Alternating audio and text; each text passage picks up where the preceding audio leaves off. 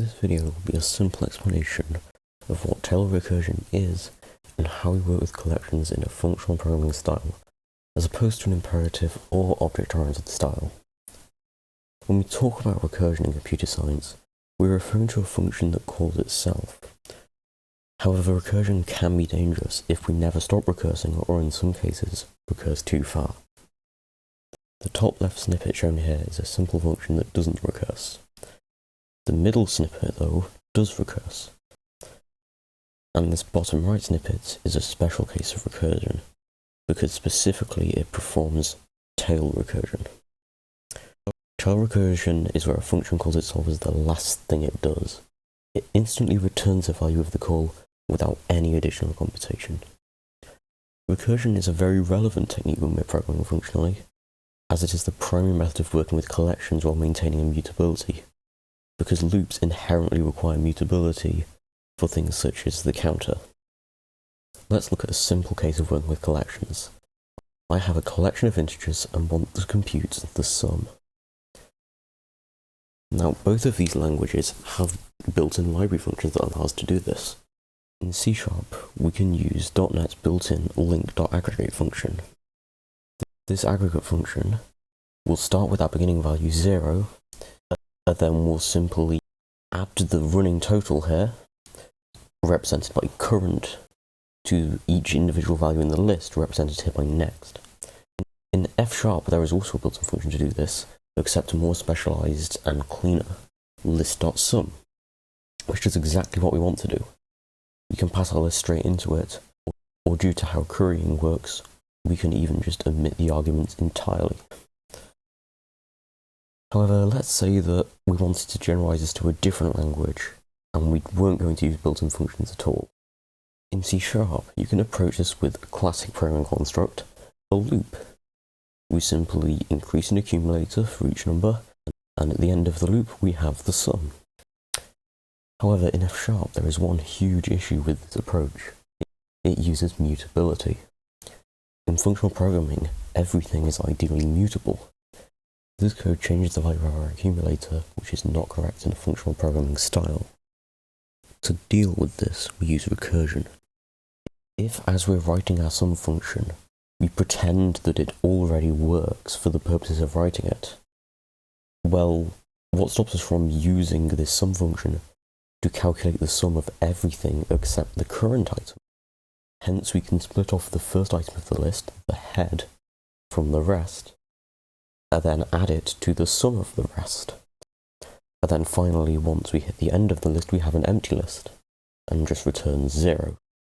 And this works fine, and on paper, it seems like a great approach. We have very clean code, recurses sensibly, and everything is mutable. However, there are actually two issues with this. One important issue and one more minor issue. The first problem is to do with the call stack. Whenever you recurse, just like calling any other function, your programming language needs to keep track of where you came from, so it knows where to return to. And it does this using the call stack, where if you recurse too much, the call stack can reach its capacity and you get a stack overflow. Depending on the language you're using, this may either cause an exception to be thrown, or just straight up segfault. Now, the other more minor issue is simply just that recursion is inefficient. For every element of the list, we need to check if we've reached the end, split the first element from the rest, although in the implementation of F# lists linked lists, which makes this much faster than, say, an array, then deal with the overhead of a function call. We then need to, again for every element in the list, add the numbers, then have the overhead of the function return, which is inefficient. And the way we deal with this is tail recursion. Instead of adding at the return level, we now just keep a running track of the total as we recurse down. Then when we hit the end, an empty list, just return our running count. This is still recursion and it isn't as clean, so why would we do this? Well, if we think about what this is actually doing using a flowchart to visualize, then we still need to, for every element in the list, check if we've hit the end yet, remove the first argument, but now, rather than just recursing immediately, we perform our adding here too. And this last part is just return overhead and literally nothing else. So we're doing all of our actual important computation in one place, which is much closer to a loop. But on its own, tail recursion doesn't really help anything. However, the writers of compilers, who are much more intelligent people than me, came up with a technique called tail call optimization.